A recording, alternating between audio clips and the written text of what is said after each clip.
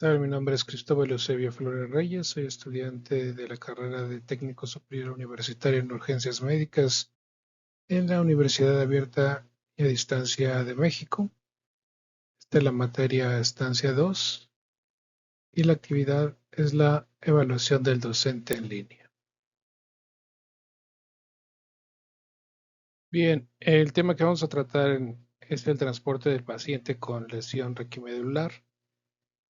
Por definición, se puede decir que la lesión raquimedular son aquellas lesiones traumáticas que afectan las estructuras de la columna vertebral, cualquier nivel, dígase estructuras óseas, ligamentosas, cartilaginosas, musculares, vasculares, meningias, radiculares y principalmente de la médula espinal. De acuerdo a lo anterior, se puede decir entonces que todo paciente politraumatizado debe ser evaluado y tratado profilácticamente como un paciente con una probable lesión medular desde la asistencia inicial. Bien, como os había comentado, la definición es que toda lesión traumática que afecta a todas las estructuras de la columna vertebral se asocia con la lesión raquimedular. En esta imagen podemos ver una columna vista en su vista anterior, en su vista posterior y en su vista lateral. La columna vertebral va a estar formada por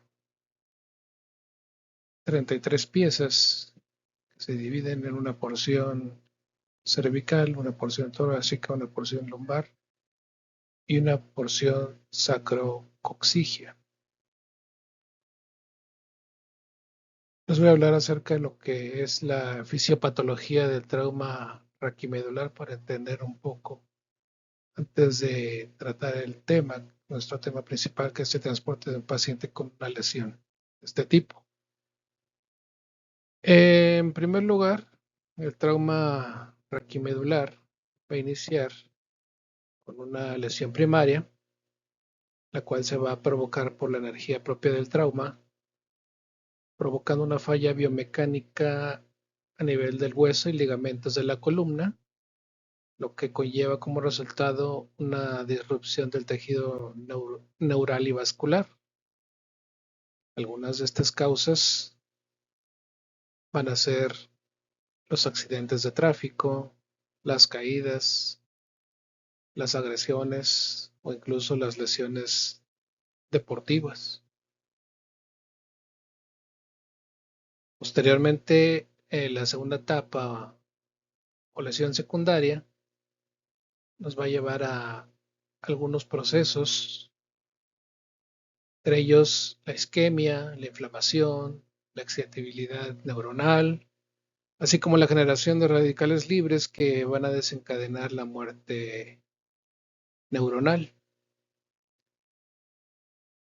Aquí en este punto, la lesión vascular nos provocará una hemorragia y consecuentemente una isquemia, generando así procesos citotóxicos que llevarán a la muerte celular. Consecuente de esto, la irrigación medular se verá comprometida por la compresión medular, la cual provoca edema, desplazando así el líquido cefalorraquídeo y colapsando así el espacio a nivel subaracnoideo en varios niveles vertebrales, llevando como resultado final en mayor presión intraespinal, así como disminución de la presión de la perfusión. Aquí en estas imágenes podemos observar algunos tipos de lesiones a nivel de la médula espinal. Entre ellos, más importantes puede ser, por ejemplo, una fractura, una laceración, una compresión y también la isquemia. Tanto la lesión primaria como la lesión secundaria nos van a dar como resultado lo que se llama el shock espinal. El shock espinal es la pérdida completa de la función motora y sensitiva por debajo del nivel de la lesión. Pongamos que si tenemos una lesión a nivel cervical, entonces esta se presentará por debajo de una de estas vértebras. Estas lesiones se van a acompañar de la pérdida de los reflejos tendinosos profundos y esfinterianos.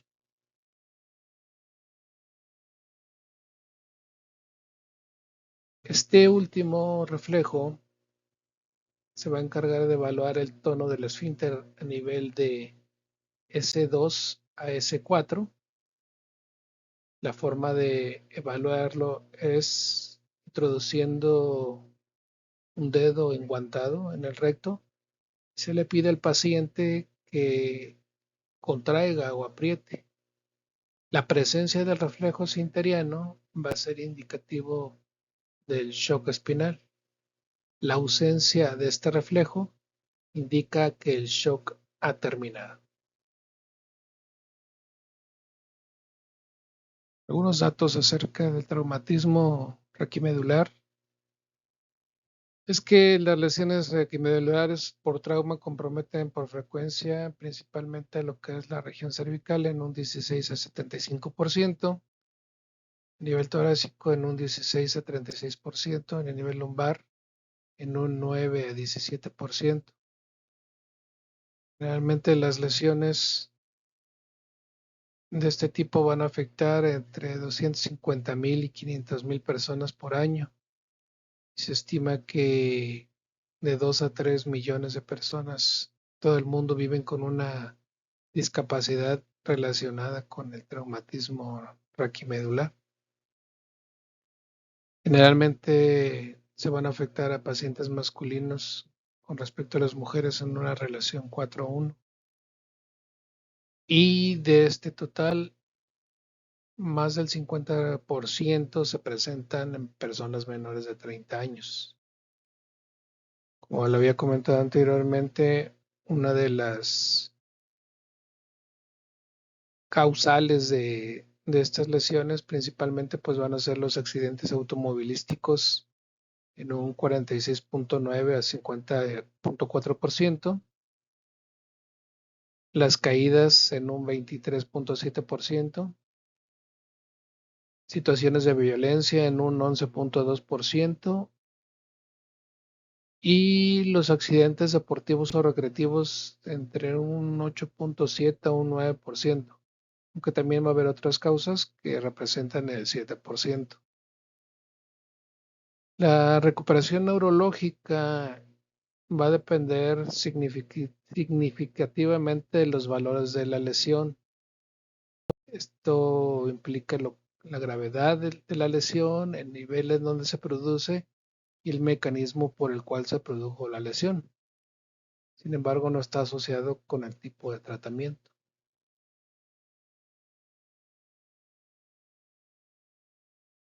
Aquí en estas imágenes podemos ver las terminales nerviosas que se encuentran a lo largo de la columna vertebral.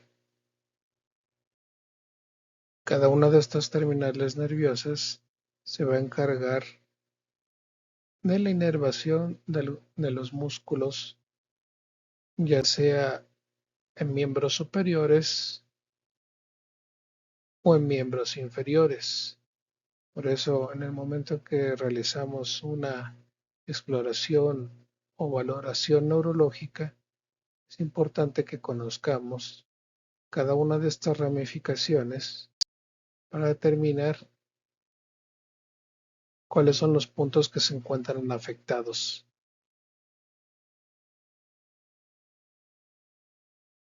Como lo había mencionado antes, un porcentaje elevado de lesiones son a nivel cervical, entre C1 y C7. Las causas, o más bien las lesiones que se pueden producir, son ya sea por flexión, que es anterior, por hiperextensión, que es posterior, o rotación, que bien no se ve aquí en esta imagen, pero puede ser hacia lado izquierdo o hacia el lado derecho. O sea, así o así.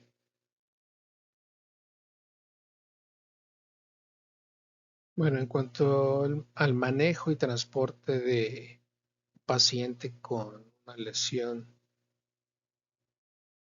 raquimedular, en primer lugar, debemos estar conscientes del tipo de lesión que el paciente puede presentar.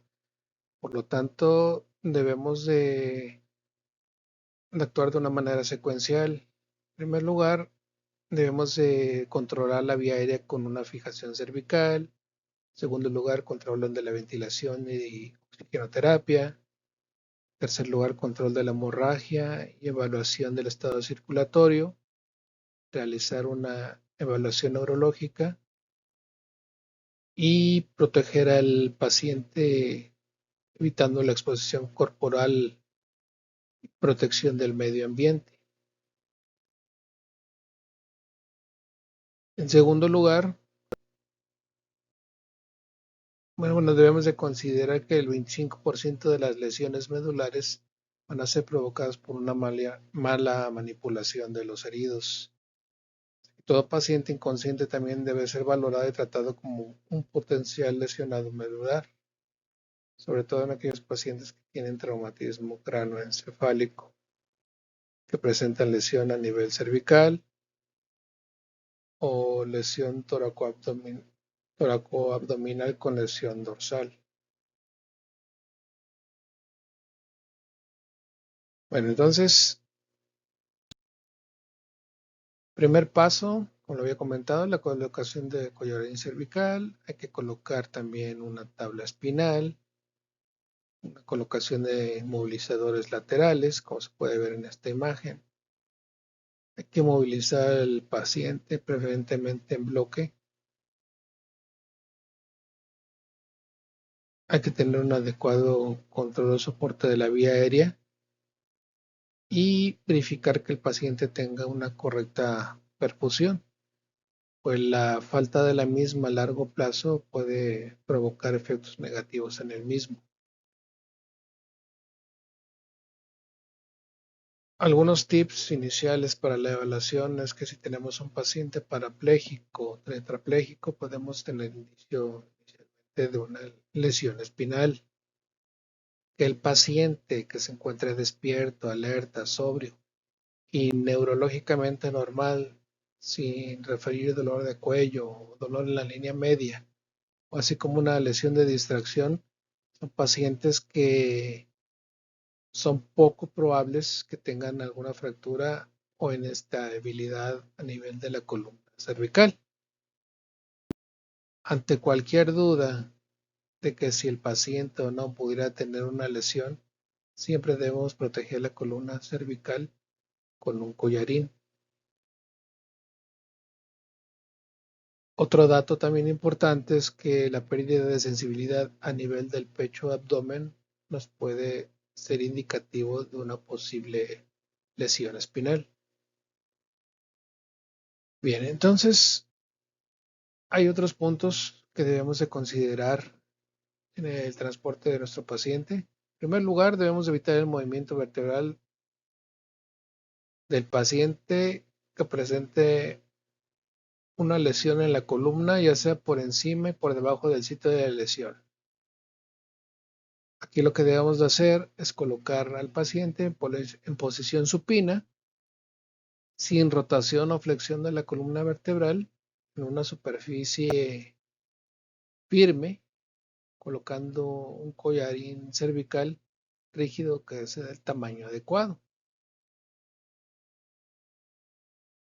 En segundo lugar, o en segundo punto, lo que se recomienda para este tipo de pacientes es utilizar una tabla espinal larga para poder hacer una extricación rápida de nuestro paciente.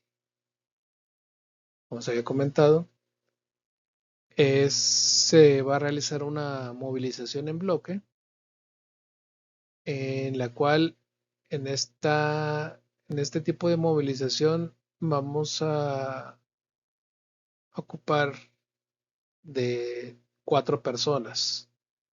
Una persona se le va a asignar la función de restringir los movimientos de la cabeza y el cuello, como se puede observar aquí.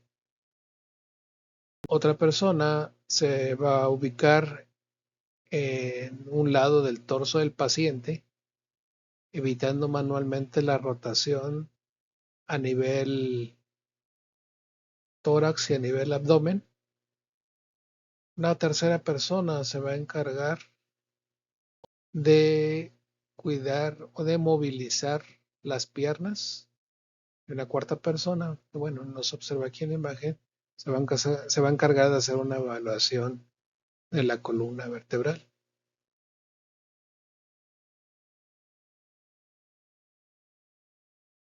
Como cuarto punto, se puede decir que se va, serán, bueno, otra vez haciendo hincapié, hay que, hay que colocar un collarín. Además del uso de collarín, también nos tenemos que ocupar del uso de férulas.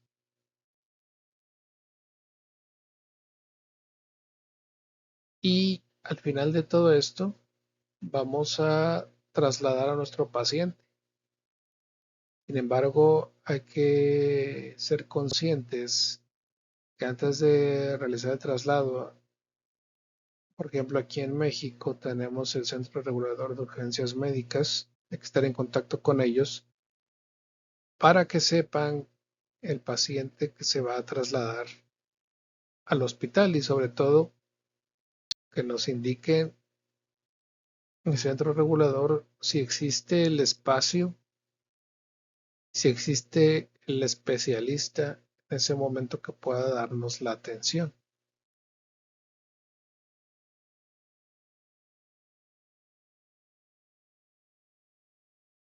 Es necesario en, en, este, en este punto, después de proteger nuestra columna cervical, también considerar la vía aérea permeable.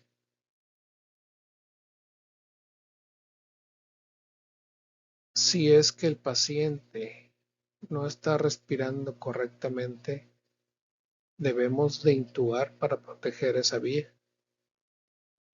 Y en caso de que el paciente tenga hemorragia o sangrado, debemos de considerar la instalación de accesos venosos, así como el aporte de algunos medicamentos vasopresores como la dobutamina, la fenilefrina o la norepinefrina.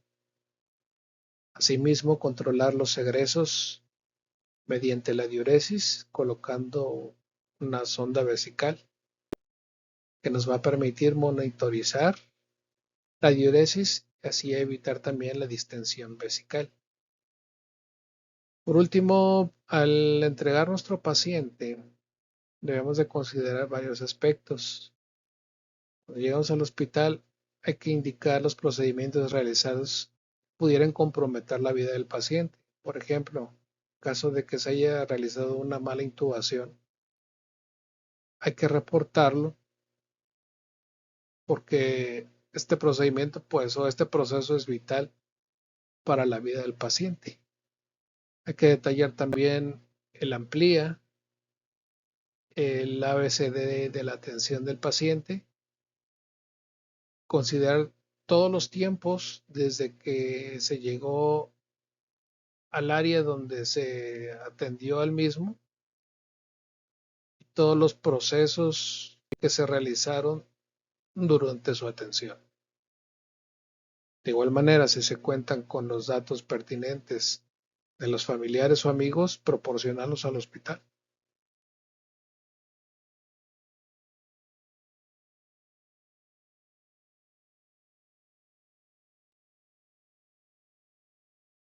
Por su atención, muchas gracias.